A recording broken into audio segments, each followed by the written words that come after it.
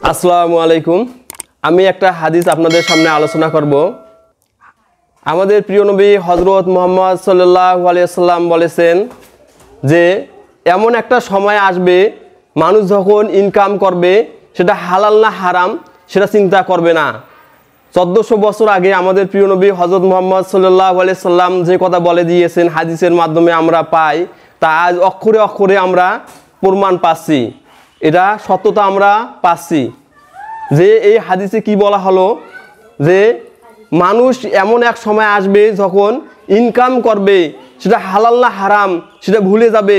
যে করে হোক তাকে ইনকাম করতে হবে, তাকে সে তার উৎসটা কোথায়, সে হালাল না হারাম সেটা বুঝবে না।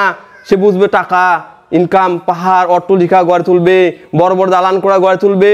মানুষ ভুলে যাবে, মানুষ দাম্ভিকতায় বেড়ে যাবে, মানুষ কোথা থেকে ইনকাম হচ্ছে সে হালাল না হারাম সেটা বুঝবে না।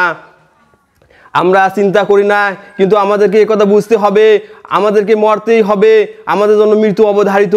প্রতিটি মানুষই জানে যে তাকে মৃত্যুবরণ করতে হবে। এমন কোনো মানুষ নাই যে বলতে পারবে আমি এই পৃথিবীতে সারা জীবন বেঁচে থাকবো, আমি সারা জীবনের জন্য এই পৃথিবীতে এসেছি। কিন্তু কেউ এ কথা বলে না। সবাই বলে যে একদিন আমাকে মৃত্যুবরণ করতে হবে, অন্ধকার কবরে যেতে হবে। তারপরেও মানুষ জানার পরেও কেন ভুলে যাচ্ছে? আমরা সবাই জানি এটা সত্য কথা, আমাদের মৃত্যুবরণ করতে হবে। তারপরও আমরা কেন খারাপ কাজ করতেছি, আমরা কেন হালাল হারাম বুঝতেছি না? অন্ধকার কবরে তো আমাদেরকে যেতে হবে, সেই বিচারের সম্মুখীন হতে হবে।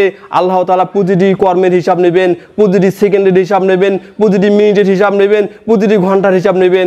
আপনি কি জবাব দেবেন? সেই কঠিন বিচারের সম্মুখীন হতেই হবে। আমাদের প্রিয় নবী হযরত মুহাম্মদ সাল্লাল্লাহু আলাইহি সাল্লাম যেভাবে দিক নির্দেশনা দিয়েছেন, যেভাবে আমাদেরকে চলতে বলেছেন, ঠিক সেইভাবে চলতে হবে। তাহলে আমরা নাজাত পাবো, আমরা মুক্তি পাবো। আল্লাহ তাআলা আমাদেরকে একটা গাইডলাইন দিয়েছেন, একটা জীবন বিধান দিয়েছেন, একটা পবিত্র কোরআন দিয়েছেন, আসমানি কিতাব, যেটা সরাসরি আল্লাহ তাআলার বাণী।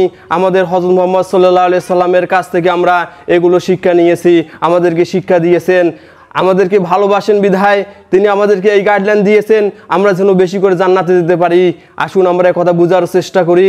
আমরা বুঝিও না বুঝার ভান করতেছি। আসুন আমরা সবাই কথা বোঝার চেষ্টা করি, অন্ধকার কবরে যেতেই হবে।